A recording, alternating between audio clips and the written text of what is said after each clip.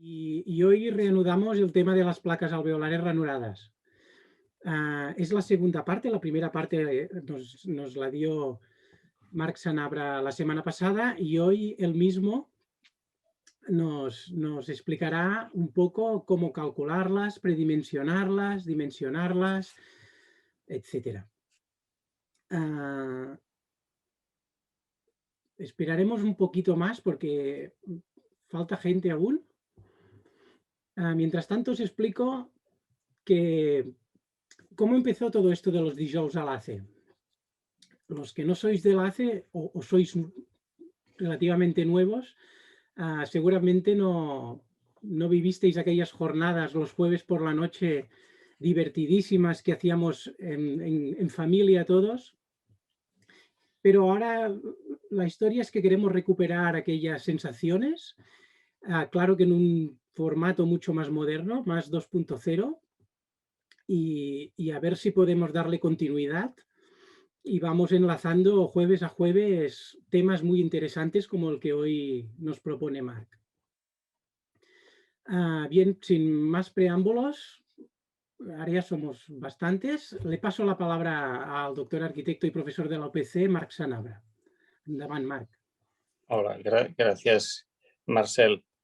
A ver, voy a poner la presentación, a ver si puedo compartir la pantalla. Me confirmaréis que se vea.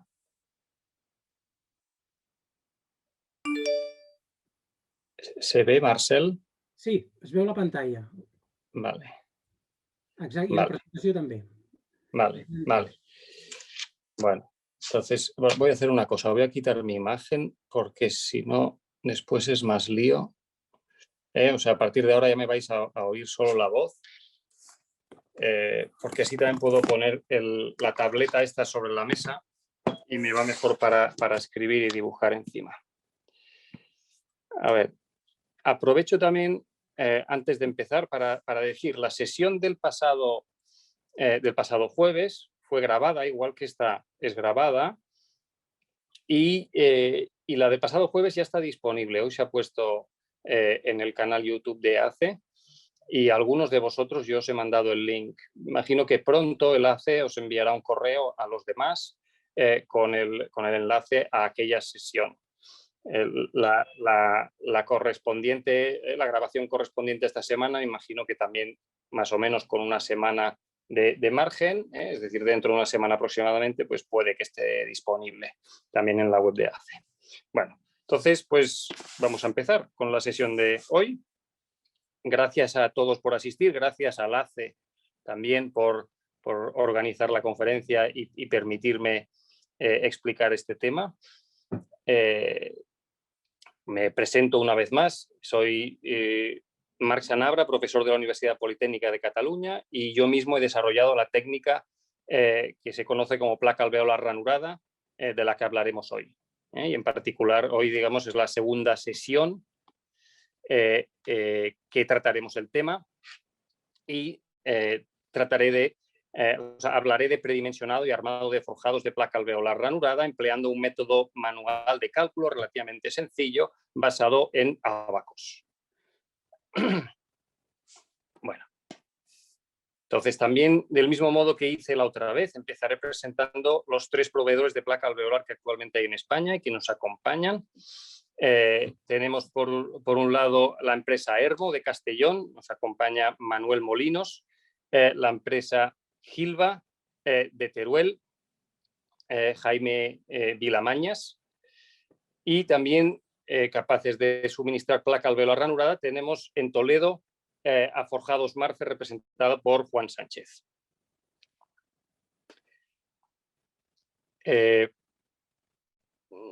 En relación también a por qué presento a los proveedores, es porque las preguntas que pueda haber al final de la conferencia, pues si es necesario también, aparte de dirigirse a mí, se pueden dirigir también a los proveedores en caso de necesidad.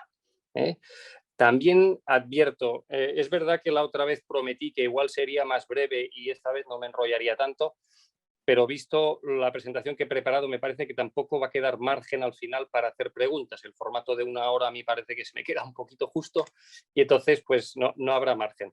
Lo que no quiere decir que no se puedan hacer preguntas. Es decir, las preguntas que vayáis haciendo en el chat, pues Marcel las irá recogiendo, o las preguntas que queráis hacer a posteriori mediante emails en una dirección que daremos, pues las contestaré todas, no hay problema. Y las respuestas que dé se mandarán al resto de asistentes. También hay que decir que en la primera sesión parece que todo quedó muy claro o lo entendisteis muy bien y no hubo preguntas. Pero bueno, yo por el tipo de sesión que es esta, un poco más, no sé, de cálculo, más numérica, no me extrañaría que sí que puedan surgir más preguntas que la otra vez. Bueno, entonces, y repasando el índice de lo que voy a explicar. En primer lugar, empezaremos recordando brevemente algunos conceptos clave de la última sesión. Después hablaré de herramientas de cálculo que se usan para diseñar techos de placa alveolar, tanto actualmente como dentro de poco con los forjados de placa ranurada.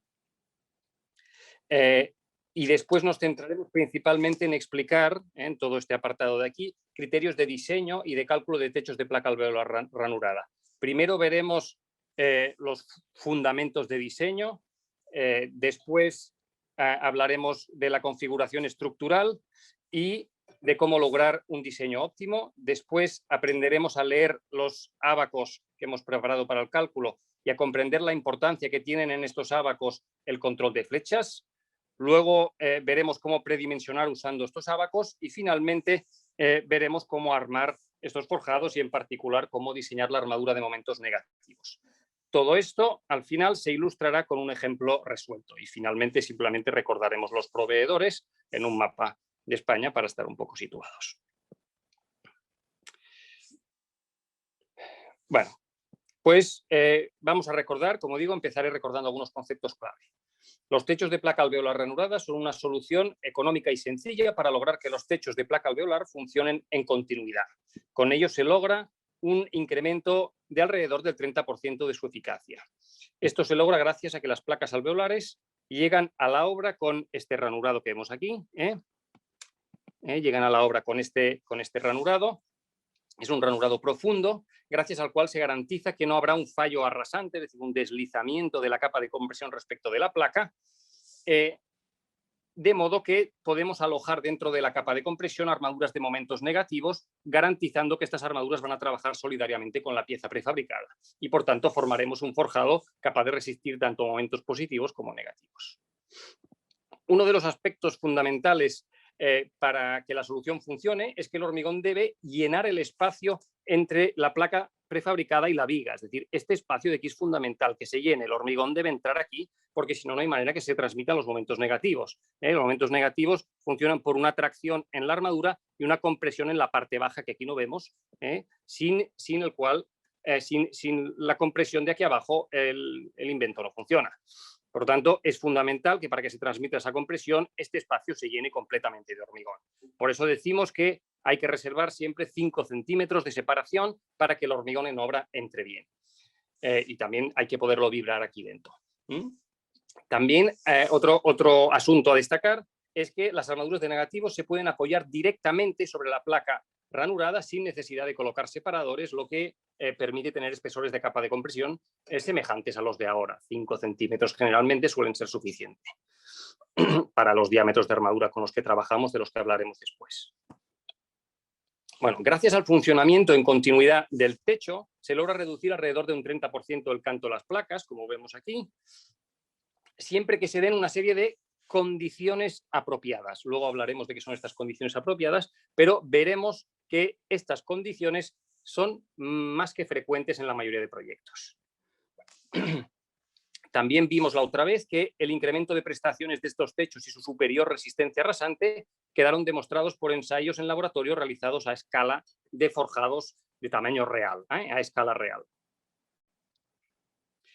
También explicamos que la profundidad de las ranuras, que ha de ser al menos igual al tamaño del árido del hormigón vertido en obra, por tanto unos 20 milímetros sería lo habitual, esta profundidad de las ranuras garantiza la seguridad de 3 formas diferentes o en 3 niveles, si queremos. La junta, en primer lugar, es resistente a la retracción diferencial, que es un fenómeno serio, un fenómeno que merma la resistencia rasante en la mayoría de forjados hoy día.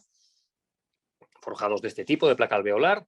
Por otro lado, tenemos que la resistencia de la junta se produce por engranamiento del árido, es decir, que el árido de la capa de compresión se apoya sobre el árido de la pieza prefabricada y, por tanto, la resistencia no se basa en la adherencia entre superficies, que este tipo de adherencia puede verse dañada no solo por la retracción diferencial, que efectivamente se ve dañada por ella, sino también por la suciedad en la obra o por un exceso de humedad o de sequedad de la superficie de contacto, ¿vale? Por tanto, todos estos fenómenos, suciedad, retracción diferencial, humedad o sequedad, no nos van a afectar con este tipo de junta. También otro tema muy importante es que el modo de fallo que se produce al romperse esta junta rasante es un modo de fallo predictible. Es muy importante eso. Es un fallo por cortante en el hormigón. La caracterización del fallo por cortante en el hormigón está muy bien estudiada y hace muchas décadas que no admite discusión. Es decir, es muy conocido, por tanto es un fallo muy predictible. En cambio, el fallo que se produce en las placas que confían en la adherencia entre las superficies es un fallo en el interfaz de los dos hormigones y es un fallo muy difícil de predecir, tanto que hoy día todavía es objeto de debate científico. Mostramos también el ejemplo de un proyecto real de un supermercado en que con luces de 16 metros las placas biarticuladas estaban diseñadas con canto 50 y con placa ranurada pasamos a 35. Como se ve aquí en el detalle, es bastante clara la diferencia. Y por último, vimos también el caso de un edificio de viviendas con un diseño que originalmente tenía unas luces de unos 6 metros y un forjado reticular, y el diseño se reemplazó por una solución con luces de unos 8 metros y medio, es decir, alrededor de un 50% más, o por lo menos un 30 o 40% más, basándose en placa ranurada y también en una viga plana prefabricada. Aquí vemos la viga plana. Aquí se apoya la placa encima y la viga solo descuelga 5 centímetros por debajo. Gracias a esta solución se logran no solo techos más delgados que el original, es decir, la suma de la capa de compresión más placa alveolar ranurada más viga es más delgado, a pesar de tener más luz, que el forjado reticular existente. Y también una cosa a destacar, en la sesión anterior me olvidé de mencionar que gracias a esta solución con viga plana se pueden obtener techos de un precio semejante, quizás incluso inferior al forjado reticular. Pero bueno, esto todavía está en estudio, el tema del precio. Esto es un prototipo bastante nuevo de viga, pero bueno, que es realmente competitivo. Ya solo, digamos, a precio metro cuadrado. Otra cosa, digamos, es la velocidad de ejecución, pero es competitivo.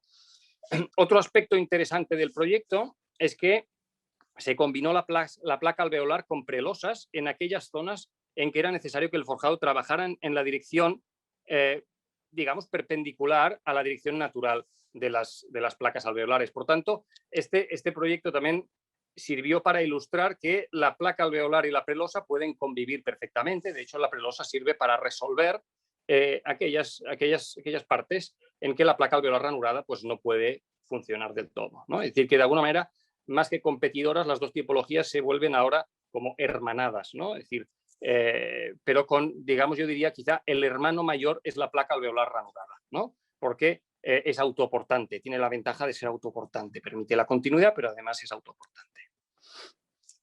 Bueno, entonces vamos a hablar pues de las herramientas de cálculo. Primero hablaré de las herramientas que actualmente se usan para el diseño de techos de placa alveolar, la convencional.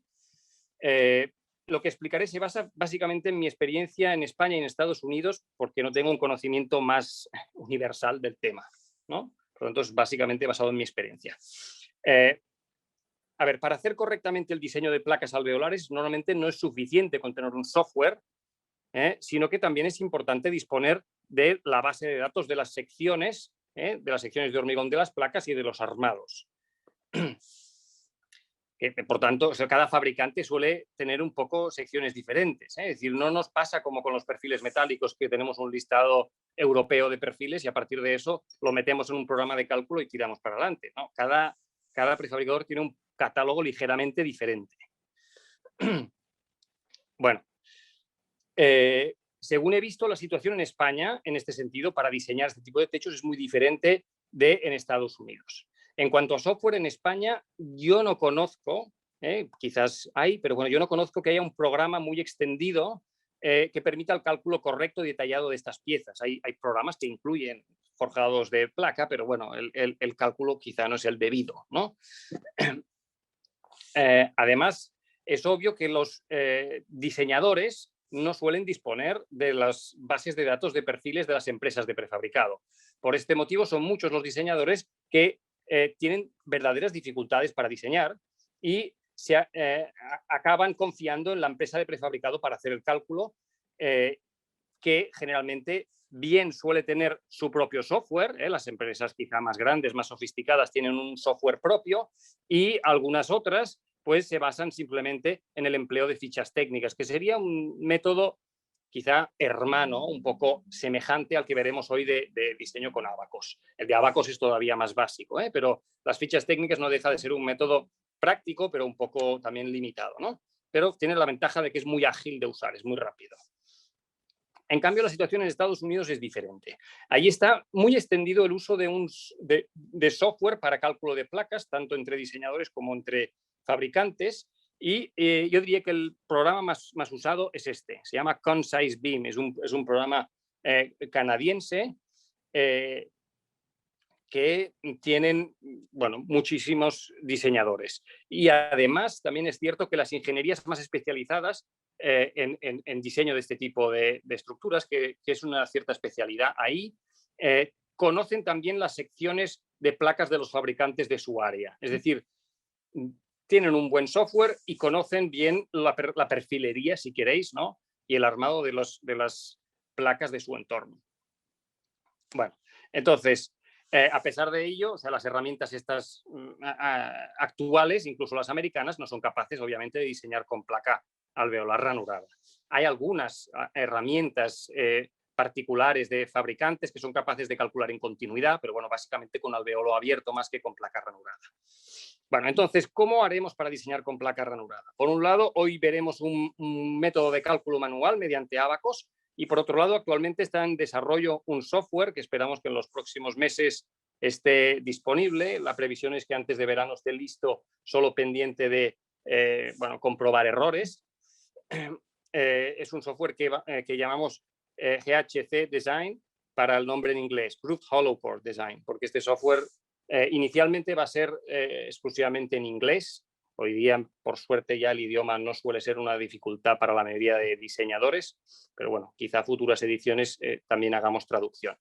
Bueno, entre las propiedades que va a tener un programa como este, como no puede ser de otra manera, será capaz de calcular la estructura en las distintas fases, por tanto, teniendo en cuenta el pretensado en la planta, el montaje y la fase de servicio. Obviamente podrá calcular en continuidad, inicialmente fundamentalmente con Eurocódigo y EHE, en versiones futuras también con norma americana ACI. Incorporará también bases de datos, de secciones y de armados. Y gracias a todo esto, bueno, se podrán compartir archivos de cálculo y de resultados, es decir, entre por ejemplo, la ingeniería y la empresa de prefabricados, si disponen de este software, pues podrán dialogar, que es lo que hoy día ocurre en Estados Unidos con el Concise Beam. Estos son, por ejemplo, bueno, algunas imágenes del programa GHC Design. Este es el interfaz por el que se introducen las secciones de hormigón en la base de datos. Por cierto, la previsión es que en el programa, cuando se saque en España, incluya las series de perfiles de hormigón más habituales en España. Puede parecer que hay muchas series de perfiles diferentes, pero en realidad en España la geometría de la pieza viene marcada por el fabricante de maquinaria. Las empresas de prefabricado compran una maquinaria para producir estas piezas y el perfil de la pieza viene generalmente marcado por la empresa de maquinaria. Por tanto, la previsión es incluir en el programa las series más habituales de perfiles de las empresas de maquinaria más extendidas en España, que son 3 o 4 como mucho. Este es el interfaz para introducir armaduras. Así como los perfiles de hormigón están muy marcados por la empresa de maquinaria, el armado de pretensado ya es un poco más adaptado a la voluntad o o las peculiaridades de la empresa de prefabricado. Por tanto, aquí sí que cada empresa de prefabricado tiene un poco sus armados. A pesar de eso, veréis después cuando calculemos que las cuantías de armados suelen rondar siempre un poco lo mismo. Por tanto, aunque el programa incorporará unos armados tipo, bueno, cada ingeniería puede adaptarse un poco a unos armados un poco a su manera, dentro de unas cuantías razonables, que son siempre más o menos las mismas, o incluso lo que puede hacer es incluir en la base de datos, que es editable perfectamente, pues los armados de los prefabricadores del área donde suele construir, ¿no? Esto de aquí es el interfaz que se usa para la edición de la geometría de la estructura, incluyendo diversos parámetros típicos y relevantes, ¿no? El tipo de placa, con obviamente el tipo de armado, tipo de capa de placa de compresión, capa de compresión, digo, con su tipo de hormigón, la armadura de negativos, la redistribución plástica de esfuerzos negativos, bueno, etcétera. El programa sigue desarrollándose, como he dicho, y bueno, en algunos meses estará listo. Vamos a ver ahora, por tanto, el método de cálculo manual, porque por ahora todavía no podemos disponer del programa. Por tanto, el cálculo mediante ábacos. Seguir el método, como veremos hoy, es bastante sencillo y en la sesión de hoy yo creo que explicaré todo lo fundamental. De todas maneras, existe un manual de cálculo sencillo que se puede seguir para revisar lo que he explicado o para ver en más detalle algunos aspectos, porque veréis que algunos aspectos tendré que pasarlos por alto, como la definición de variables y cosas de estas, ahí está explicado en detalle, ¿no?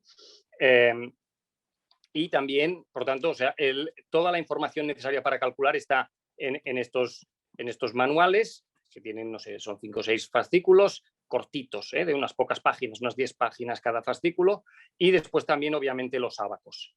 Yo diría que la versión definitiva de estos manuales y los ábacos puede estar disponible en unas 2 semanas en la web de ACE. Actualmente se están acabando de hacer unos últimos ajustes para incluir placas que resistan al fuego pues bastantes minutos, etcétera, y así pues cubrir un poco toda la gama de casos habituales. Bueno, veamos ahora las bases de diseño de este método. Como una primera aproximación, se puede decir, como hemos dicho antes, que los cantos se podrán reducir un 30%, según se detalla en esta tabla, siempre que se den las, de nuevo, condiciones apropiadas, como hemos dicho antes, que, por cierto, son muy frecuentes. Vamos a ver, por tanto, cuáles son estas condiciones. Por cierto, cuando las condiciones no se acaben de cumplir del todo, bueno, pues puede ocurrir que en vez de un 30% de ahorro, pues quizá tenemos alrededor de un 15%. Si el incumplimiento es muy serio, pues claro, será menos, ¿no? Pero bueno, es decir, no quiere decir que pasemos de 30 a 0, será pues lo que corresponda, pero generalmente no será muy difícil conseguir ese 30% de ahorro. Vamos a ver qué condiciones hay. La primera condición básica y fundamental: una estructura de un vano no va a funcionar, ¿vale? O sea, ahí esa es una condición importante sin la cual, o sea, el ahorro es cero. Si solo hay un vano, el ahorro es cero, por tanto no tiene sentido aplicar placa alveolar ranurada. Tenemos que tener, por tanto, 2 vanos o más. Ahora, también es cierto que prácticamente cualquier estructura que se precie, al menos en una dirección o en otra, tiene más de un vano. Es decir, puede ser que yo tenga una estructura, no sé, esto podría ser un altillo de una nave industrial, en que yo tenga, pues, en una dirección tengo un vano, pero en la otra dirección puedo, pues, tener más de un vano, ¿no? Por tanto, más o menos toda estructura esta condición la va a cumplir. Otra condición también muy importante, pero relativamente fácil de cumplir, es que la suma de cargas permanente más sobrecarga de uso debe ser al menos igual o superior al 50% del peso propio de las placas, ¿vale? Eso quiere decir, pues, debe ser por lo menos para no sé, luces domésticas, cargas domésticas, al menos 2 kilonewton metro cuadrado, ¿vale? Que esto es muy fácil de alcanzar. Para luces grandes y placas más potentes estamos hablando de que por lo menos 5 kilonewton metro cuadrado, ¿vale? Yo diría que esto es muy usual, muy fácil de obtener, salvo en cubiertas. Lo que pasa es que también es verdad que nunca las placas alveolares han sido la solución más óptima para cubiertas. Una cubierta que no tiene peso sobre sí misma, pues quizá mejor hacerla metálica, no lo sé, ¿no? Por tanto, yo diría que ya en todos los sitios prácticamente donde hoy día se usa placa alveolar, se puede usar placa alveolar ranurada. Otra condición importante es que las cargas sobre el forjado deben ser uniformes. Eso no quiere decir que sean superficiales, es decir, puedes tener cargas puntuales, cargas lineales, incluso, a ver, yo he comprobado varios proyectos americanos donde los americanos usan la placa alveolar para hacer apeos, que son cargas, apeos de 3 o 4 plantas, son un poco brutos ahí con eso.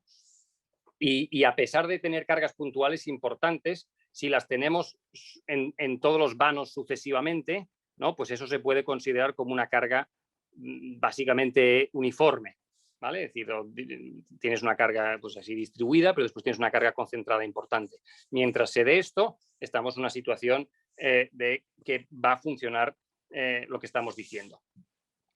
Otra cosa también a mencionar es generalmente la alternancia de cargas no suele variar significativamente lo que estamos diciendo. Es decir, yo por ahora todavía no he encontrado ningún caso, a pesar de estudiar algunos casos con alternancia de cargas, en que esa alternancia de cargas varíe de manera significativa todos los preceptos que estamos diciendo.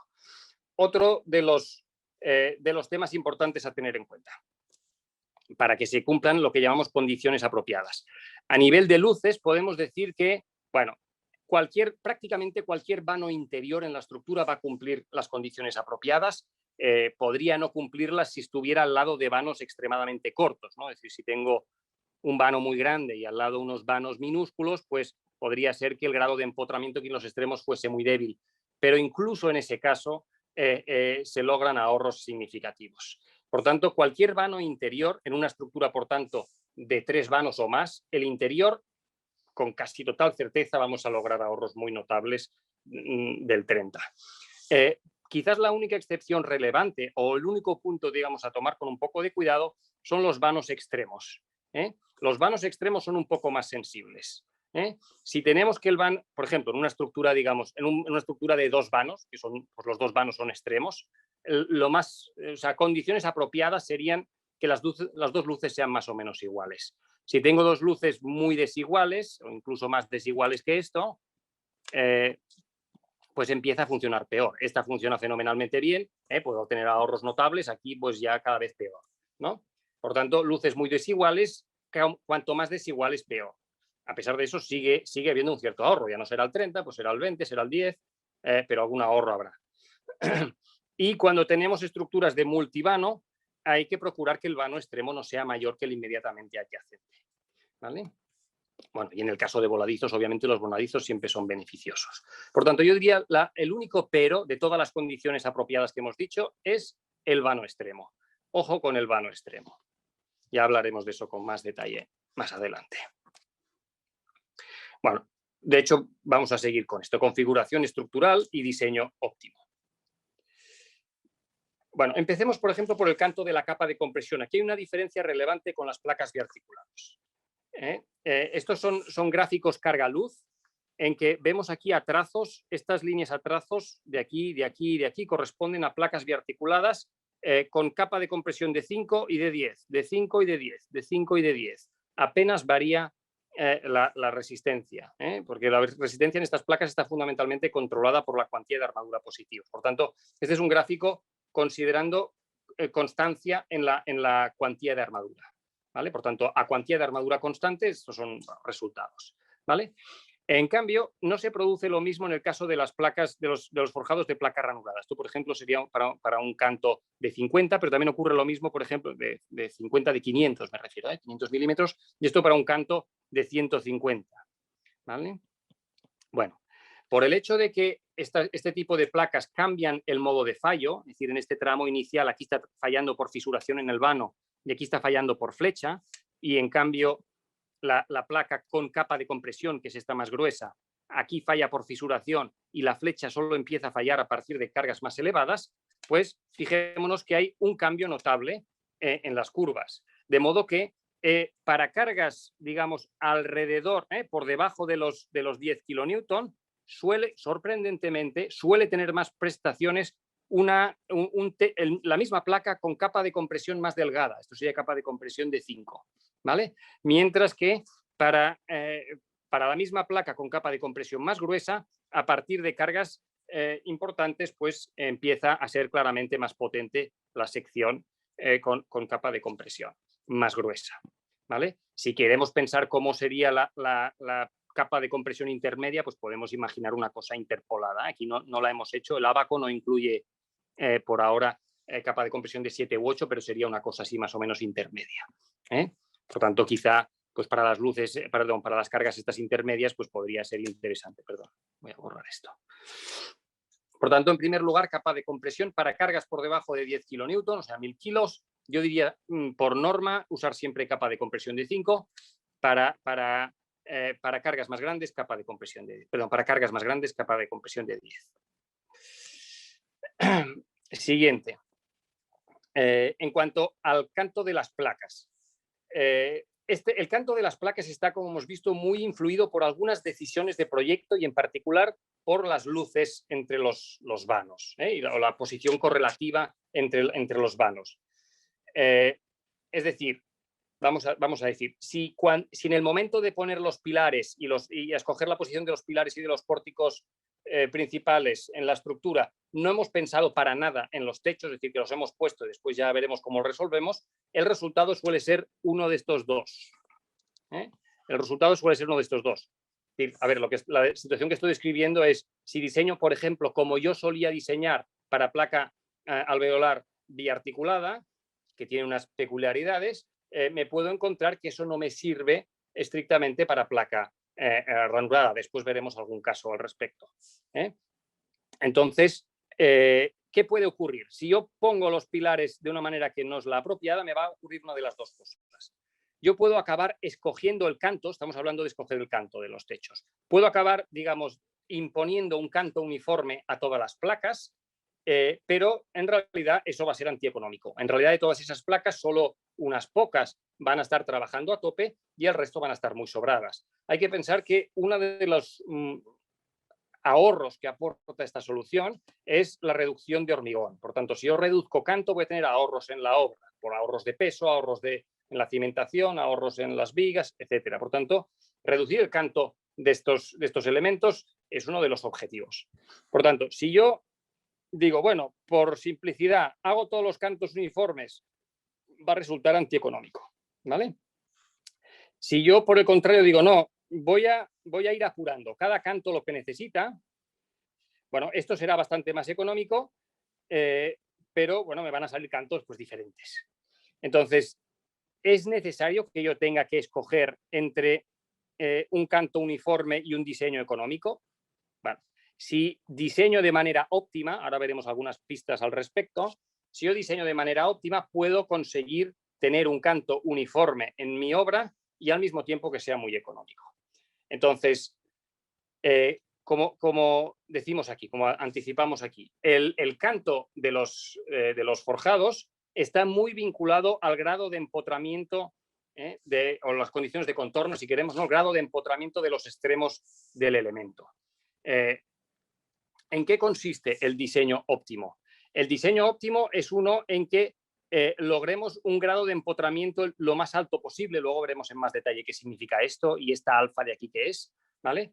Pero el diseño óptimo consiste en tratar de conseguir el grado de empotramiento máximo en todas las partes de nuestra estructura y así lograr un canto mínimo. Fijaros, por ejemplo, esta estructura de aquí, la de más arriba, es una estructura con 5 vanos, todos ellos de 10 metros. Sería un diseño bastante óptimo en un forjado hecho con placas biarticuladas, porque decimos, bueno, pues hago todas las luces iguales, todo me va a salir igual, fenomenal, ¿no?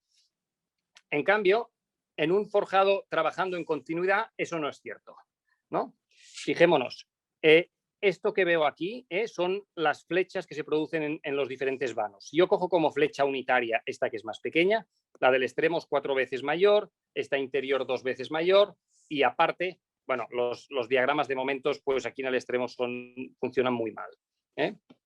Pero fijémonos aquí abajo en una pequeña, ligera modificación del diseño original. Solo con desplazar 1 metro este apoyo hacia cada lado, se arregla todo mucho. Voy a tener unas unas flechas mucho más controladas, bastante semejantes, y voy a tener unos alfa, luego veremos qué significa este alfa, tiene que ver con el grado de empotramiento de los extremos, unos alfa mucho más regulares, mucho mejores. Fijémonos aquí, un alfa de 3 es un valor muy malo, En cambio, este es un valor extremadamente bueno, innecesariamente bueno, y este vuelve a ser un poquito malo. En cambio, aquí los tenemos todos más regularizados. Luego veremos qué importancia tiene esto, que es mucha. Este otro caso que he dibujado aquí abajo es un caso un poco ya extremo, solo para mostrar la sensibilidad de esto. Fijaros que si en vez de moverlo 1 metro lo muevo 2 metros, es decir, que es un 20% de la luz, ya se desmadra otra vez todo. Es decir, esta luz es demasiado grande, etcétera. Por tanto, yo diría, en situaciones como estas, y esto vale para una estructura de 5 vanos, pero también para una estructura de n vanos, me valdría para, yo diría, a partir de 4 en adelante, de 4 a 10 vanos, si queréis. Si yo cojo los vanos extremos en una estructura de vanos iguales y los desplazo unos 10-15%, alrededor del 10-15%, se me va a arreglar mucho todo. Y podré tener todas las placas del mismo canto. Y que, por cierto, va a ser un canto un 30% más delgado que si hago la solución original, sin modificar pilares, en la placa biarticulada. ¿Vale? Bueno. Otros comentarios para conseguir aprovechar lo máximo la situación. Fijémonos, en un forjado biarticulado, en realidad, con placas biarticuladas nos da un poco lo mismo lo que ocurra en planta. Es decir, yo diseñaré igual esta placa que esta placa y esta placa por un método semejante. En cambio, en una estructura en que vamos a trabajar en continuidad, para nosotros es extraordinariamente diferente esto que esto, ¿no? Una estructura con 2 vanos ya es una cosa en la que yo puedo obtener ahorros muy importantes, en cambio una estructura con un solo vano, no. ¿Vale? Y entonces, claro, yo puedo optar siempre por esta opción. Obviamente puedo decir, bueno, pues aquí me ha salido un canto grande en estas placas de aquí y penalizo todas estas de aquí al lado también con el canto grande. Obviamente esta opción la tengo, pero bueno, no sé si es la mejor. Estoy tirando el dinero. Claro, depende también de cómo sea mi edificio, ¿no? O sea, si tengo... Vamos a ver, aquí parece bastante regular, pero imaginemos un edificio largo y que después al final tengo esto. Claro, voy a estar penalizando todo esto por culpa de este extremo de aquí. Pues no lo sé, ¿no? Es decir, entonces, bueno, el diseño óptimo, o lo que yo entiendo como óptimo, sería pues hacer alguna junta aquí. Puede ser a base de colocar pilares, porque el colocar pilares nos permitiría cambiar el apoyo en la viga, ¿no? Para que esta viga pueda admitir placas más grandes y esta placa de menos canto. Y sin necesidad de colocar una viga en este eje de aquí, tendré que colocar alguna medida para evitar que el mortero se me escape por la junta. Voy a empezar a voy a correr porque me estoy enrollando demasiado. Bueno, esto de aquí simplemente están explicadas soluciones para resolver agujeros relativamente pequeños, toda clase de pequeños agujeros y algunos agujeros ya un poco más grandes que pueden requerir de cambiar la dirección del forjado usando prelosa. Bueno, vamos a ahora ver cómo se leen los ábacos y qué relación tienen con el control de flechas. Bueno, primero vamos a decir que estos ábacos se caracterizan porque representamos sobre un mismo ábaco forjados con una misma capa de compresión, en este caso es con capa de compresión de 10 centímetros y una misma cuantía de armadura. Todos los forjados están representados con una misma cuantía de armadura y una misma capa de compresión. Este ábaco nosotros lo llamamos ábaco multiplaca, porque sobre este ábaco se están representando la curva carga-luz neta, por cierto, luz neta es de eje de neopreno a eje de neopreno, carga-luz neta de placas de distintos cantos. Entonces, en este caso son placas, como pone aquí, empotradas articuladas. Estas de aquí son placas articuladas empotradas. Es decir, con solo un extremo continuo. En cambio, esta otra curva de aquí sería la curva de placa biarticulada. ¿Vale? Por tanto, este es un ábaco que le llamamos multiplaca. Después tenemos otro tipo de ábaco que usaremos también en una parte del cálculo, que es lo que llamamos ábaco monoplaca. Es decir, sobre un mismo ábaco representamos varios tipos de forjado, pero manteniendo siempre el mismo canto de placa, un solo canto de placa y un solo canto de capa de compresión. Y aquí lo que vemos son distintas curvas. Por ejemplo, estas 3 de aquí corresponden a un armado débil, ¿no? Un armado de 1,5 por 1000. y las tres curvas corresponden, pues la primera a biarticulado, empotrado articulado, empotrado empotrado. Cuando digo empotrado me refiero en continuidad. Obviamente no consideramos absolutamente empotrado porque eso sería demasiado favorable. Se trabaja con continuidad. Entonces tenemos aquí 3 con armado débil, 3 con armado medio, 3 con armado fuerte. El armado más fuerte con el que trabajamos sería 5,5 por 1000. Bueno, un tema muy importante es el tema del control de flechas.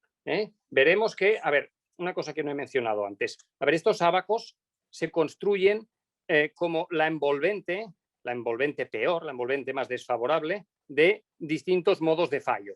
¿De acuerdo? Es decir, yo puedo tener aquí, por ejemplo, esto sería un modo de fallo por flechas, esto es un modo de fallo por fisuración, esto es un modo de fallo por cortante, ¿no? Entonces, superponemos los distintos modos de fallo y hallamos la envolvente más desfavorable. ¿De acuerdo? Entonces, en este caso particular, por ejemplo, toda esta parte de aquí de flechas está muy influida por las condiciones de contorno. Es decir, si yo tengo que los extremos son más o menos empotrados, esta curva de flechas pues va a variar. Se puede venir más para abajo o puede ser diferente. Entonces, como vemos aquí, por ejemplo, esto es un ábaco semejante al anterior que hemos visto multiplaca, pero con unas curvas que indican grado de empotramiento más débil.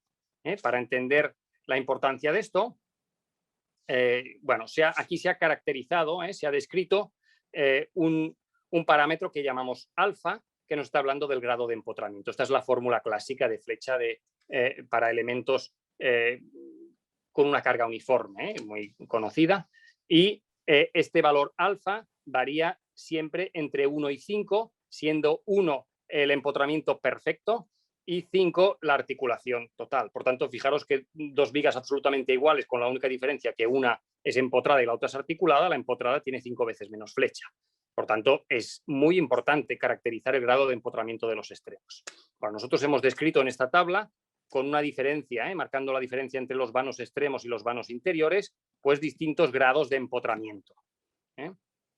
Bueno, entonces, y aquí en las curvas se muestran en función del grado de empotramiento, que será un parámetro importante que tendremos que establecer para nuestras placas, cuál es la curva que debemos escoger. Es decir, este de aquí sería, hemos dicho para viga, para placa empotrada articulada, sería el grado de empotramiento más débil de todos, que es este de aquí, grado de empotramiento bajo con un alfa de 3,2. ¿Vale? Es decir, una flecha 3,2 veces mayor que el empotramiento perfecto. Bueno. ¿Cómo vamos a obtener el alfa de cada uno de nuestros vanos? Bueno, hay fundamentalmente dos métodos. Uno es calculando, como veremos ahora, es relativamente sencillo, y otro es usando unas tablas que son muy rápidas de usar. Entonces, el calculado. Bueno, para calcular lo que tenemos que hacer es multiplicar por 5 la flecha de la estructura trabajando como continua y dividirla por la flecha con la estructura trabajando como biarticulada. Hay una cosa importante a tener en cuenta y es que los dos modelos trabajan con luces diferentes. Fijaros que la biarticulada está trabajando con una luz que es estrictamente la luz neta de la placa alveolar, mientras que la continua tiene aquí, el apoyo aquí está en el eje de la viga. En un vano extremo, esto sí que coincide porque es como es un nudo articulado, también es el centro del neopreno. Entonces, bueno, aquí está explicadito, con cuidado, pues cómo se miden esas luces y tal. Entonces, pues básicamente es eso, es decir, cogemos una cierta estructura, la modelamos de las dos maneras, aplicamos la misma carga a las dos y vemos cuál es la flecha de una y otra para cada vano y multiplicamos por 5 esta división y nos dará el alfa de cada vano.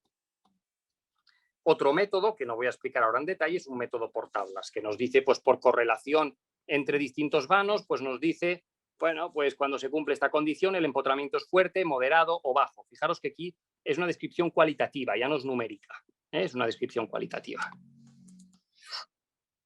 Lo que pasa es que esta descripción cualitativa también se corresponde con las curvas. Por ejemplo, el empotramiento este bajo que decíamos, aquí está establecida la correspondencia, empotramiento bajo. Entonces, si nos diera en la estimación manual el empotramiento bajo, cogeríamos esta curva de aquí. Vale. Seguimos. Bueno, para predimensionar, ¿qué es lo que hacemos? Usando esos ábacos, lo primero que vamos a hacer va a ser detectar en la estructura cuáles son los vanos más críticos. Generalmente buscaremos el vano interior de mayor luz y el vano extremo de mayor luz. Y usando el ábaco multiplaca con armado fuerte, tenemos de armado medio, bajo y fuerte, hay que coger el fuerte, cogeremos el de armado fuerte y buscaremos, y considerando el alfa que hemos hallado para aquella placa, pues hallaremos el canto necesario. Aquí hay un ejemplo mostrado que no voy a mostrar en detalle, pero bueno, con una cierta capa de compresión, una placa empotrada articulada, una luz, que es importante, que es la luz neta, de centro de neopreno a centro de neopreno, incluso cuando estamos hablando de placa ranurada. Es decir, lo de coger la luz que no es neta es para el cálculo del alfa, ¿vale? Es decir, aquí sí que la luz en este caso y en este caso son diferentes, pero para entrar en los ábacos, en ambos casos cogemos la luz de centro de neopreno a centro de neopreno.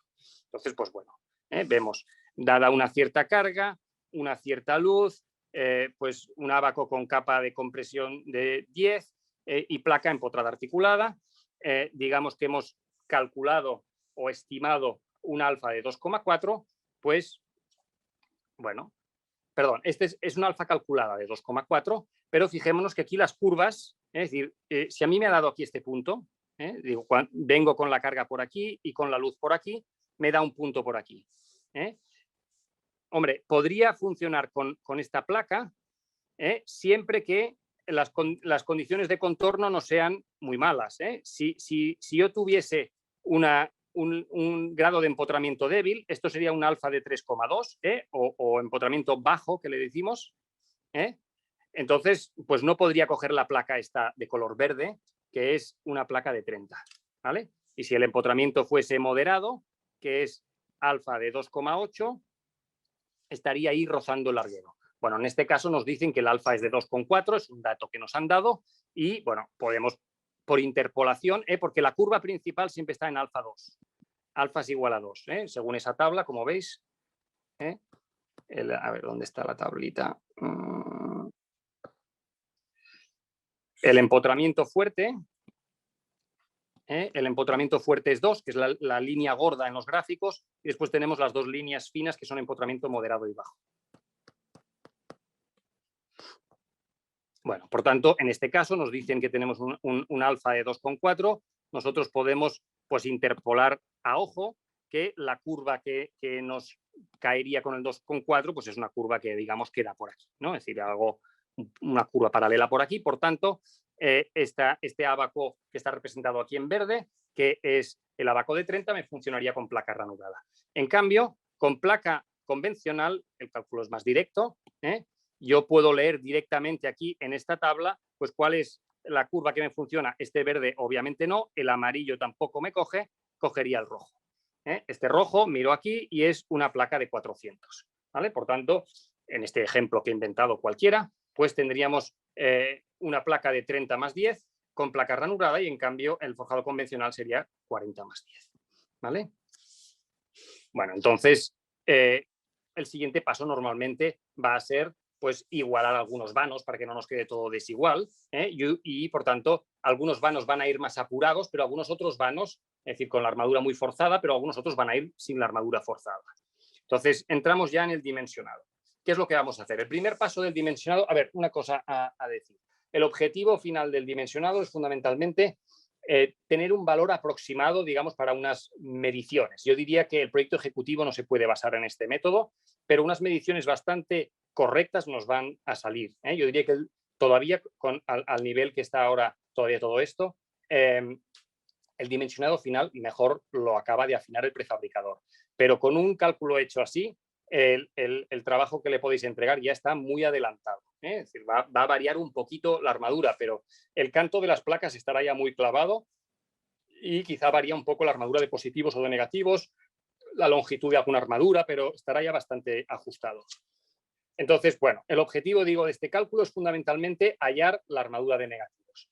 Entonces, lo que vamos a hacer, el cálculo empieza por determinar primero cuál es la armadura de positivos y para encontrar la armadura de positivos básicamente partiremos de la cuantía de armadura de la que hemos partido, ¿no? Hemos partido de un 5,5 por 1000, por ejemplo, en ese ábaco y multiplicar por el área de la placa, porque la cuantía está calculada según el área de la placa, el área de hormigón de la placa.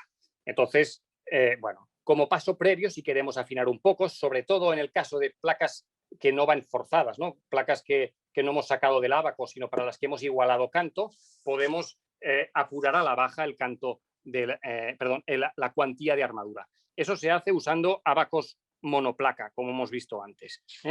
Aquí está explicado un ejemplo, eso es cuestión de mirarlo un poco con calma, también en el manual está, pero bueno, revisando el vídeo con calma lo podéis ver. Aquí está, es una interpolación lineal, esto no tiene mucho misterio, ¿vale? Bueno, aquí simplemente, una vez hemos hallado la cuantía de momentos positivos, multiplicamos por el valor que hay en esta tabla de áreas de placas y pues con eso nos da el área de armadura de positivos. Aquí hay un ejemplo, pues bueno, nos da esto. Porque aquí esto me parece una placa bastante delgadita, es una placa de 15 centímetros, por tanto la cuantía de acero, pues el área de acero es poquita cosa.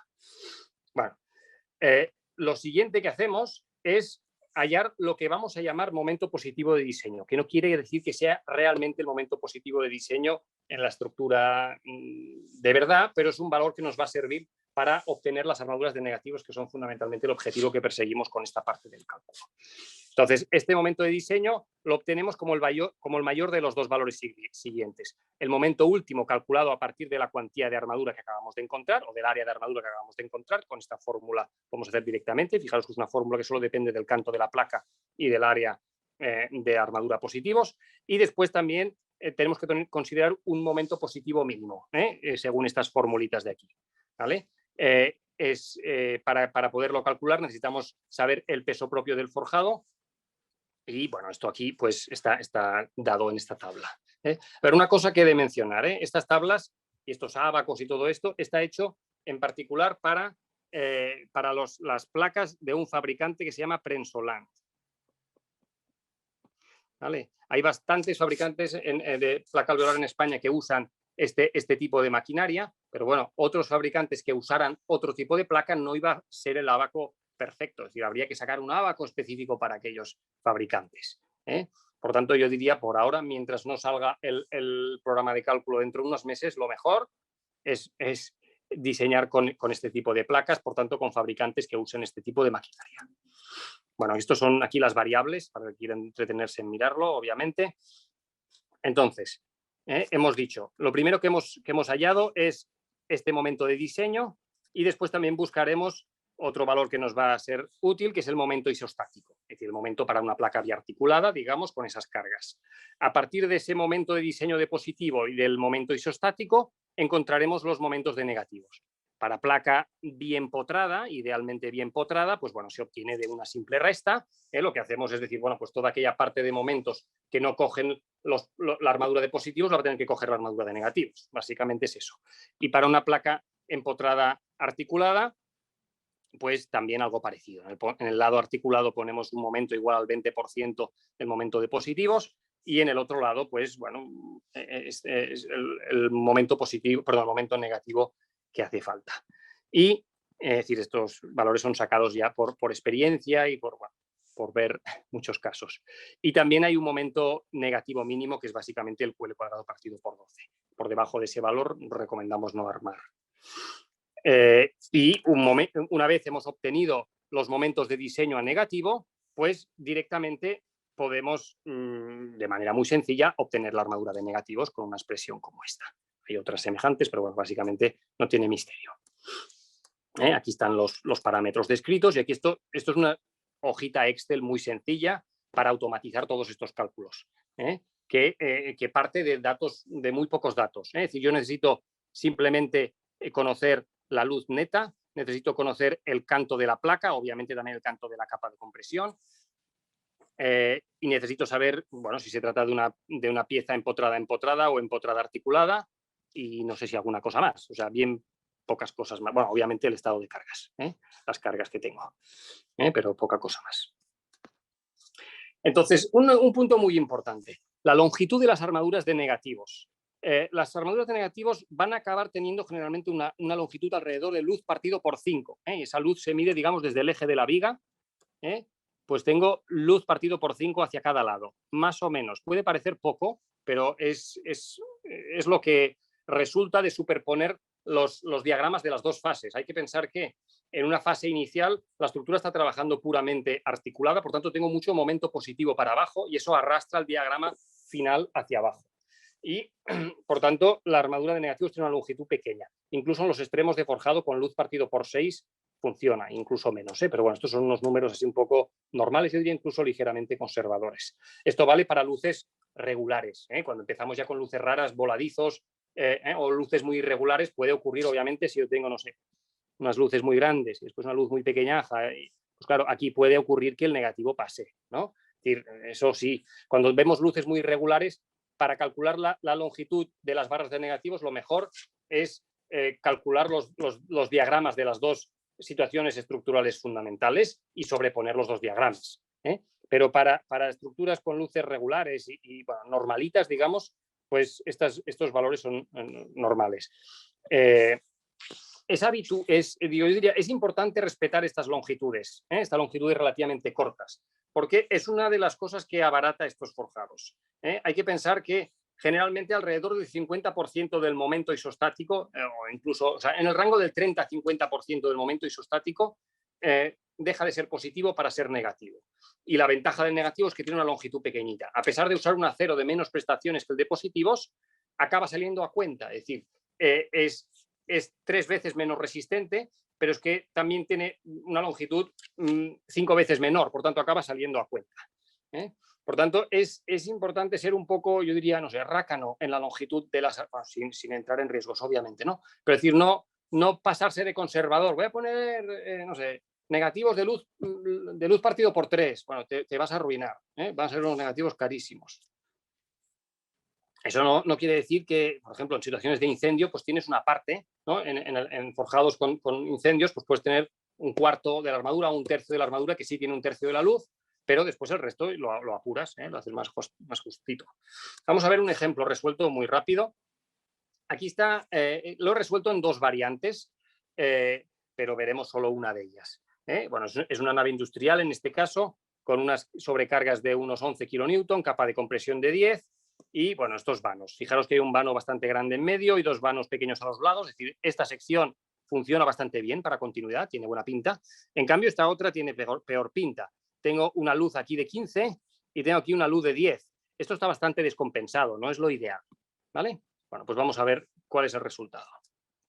Lo primero que hacemos, el primer paso es siempre encontrar las alfas, el grado de empotramiento. Aquí solo para ejemplo, solo para que veáis las dos maneras, lo he calculado, o sea, he obtenido los alfas calculando, como hemos visto antes, comparando las flechas y tal, y el alfa estimado con tablas, ¿vale? Y obviamente para el cálculo lo que yo voy a necesitar son luces netas, no la luz total, sino la luz neta. Bueno, con estas luces netas y estos alfas, entro aquí en el ábaco. Fijémonos una cosa, en esta estructura yo solo tengo un vano interior, solo este vano es interior, los demás son todo vano extremo, vano extremo, vano extremo, vano extremo. Por tanto, empiezo aquí con el ábaco para placas que llamamos bien potradas y me sale que para placa ranurada yo tendría una placa de 35 más 10, en cambio la biarticulada sería de 50 más 10.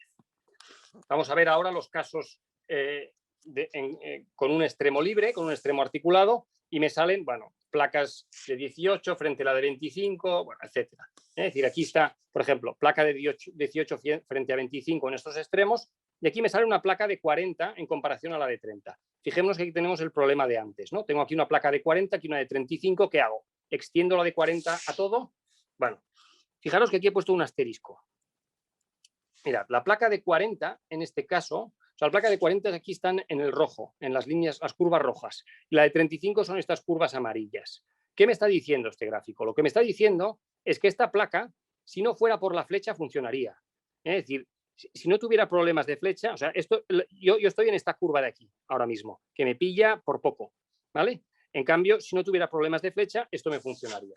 Podría tener placa de 35, por tanto, estoy aquí por los pelos. ¿Qué es lo que haría yo en este caso? Pues intentar buscar algún recurso para que esta placa mejore su flecha. Esto ya sería en un cálculo más afinado, no en este cálculo preliminar, pero bueno, se puede hacer aumentar el pretensado, reducir la limitación de flechas, también es una opción, poner un hormigón de más resistencia. También ajustar los plazos de las fases constructivas, etcétera. Ya estoy acabando, ¿eh?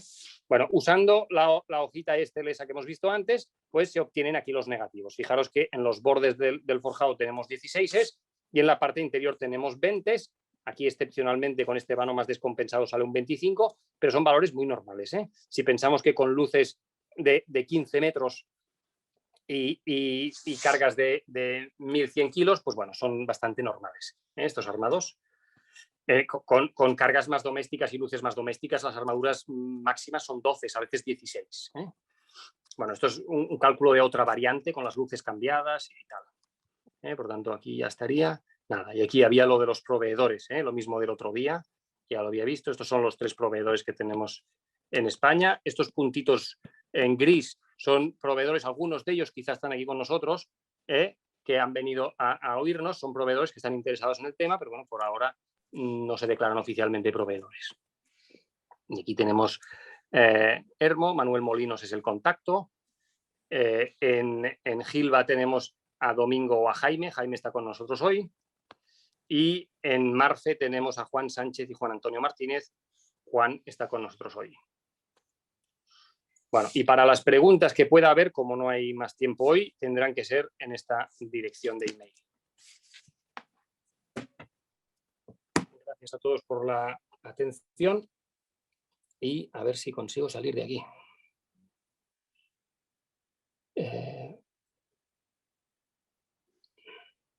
Bueno. Muchas gracias, Marc. Bueno, pues daríamos por concluida la sesión. Ya estamos pasados de tiempo, pero lo has ajustado bastante bien. Sí, bueno, gracias. Deciros que, como yo ya lo he explicado antes, Marc, se ha grabado esta sesión, o sea que la podréis rememorar, porque la colgaremos en la web de la asociación. Las preguntas que queráis enviarnos, Marc las respondrá encantado en la dirección que antes os ha enseñado. Y nada, invitaros a la semana que viene, que presentamos la guía un monográfico de fibras de carbono, que es la segunda edición, y será el jueves, evidentemente, en una de estas sesiones de Dijous a l'ACE. Y ya está. Muchas gracias a todos. Muchas gracias, Marc. Hasta la próxima.